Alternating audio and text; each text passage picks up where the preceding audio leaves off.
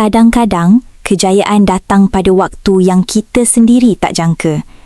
Pelakon Nabila Huda sekali lagi membuktikan bakatnya bila berjaya merangkul trofi pelakon pembantu terbaik untuk kategori teater musikal menerusi naskah Masmuna di BOH Cameronian Arts Awards ke-21.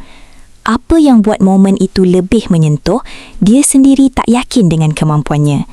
Dalam dunia teater, dia rasa dirinya masih baru, masih belajar. Bila lihat calon-calon lain yang hebat menyanyi dan menari, dia rasa kecil, seolah-olah belum cukup layak untuk berdiri sebaris.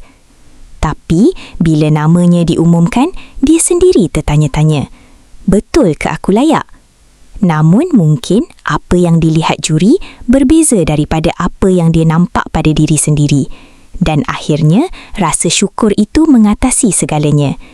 Di sebalik kemenangan itu, muncul pula satu sisi lain. Di ruangan komen, ada yang meluahkan rasa kurang senang dengan imej yang dibawanya walaupun usianya kini semakin matang. Ada yang menasihati, ada juga yang menghakimi. Namun bagi Nabila, dia sudah memilih cara untuk hadap semua itu. Dia tak lagi terlalu ambil peduli. Baginya, hidup terlalu singkat untuk dibebani dengan kata-kata orang.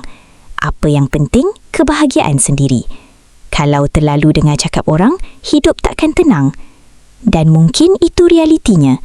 Dalam dunia yang sentiasa menilai, tak semua orang akan faham perjalanan hidup seseorang. Persoalannya, perlukah kita terus berubah demi memenuhi jangkaan orang lain atau kekal jadi diri sendiri walau apapun kata mereka? Terima kasih kerana menonton Chua Viral TV. Jangan lupa like, komen dan subscribe untuk terus dapatkan update terkini tentang dunia hiburan Malaysia.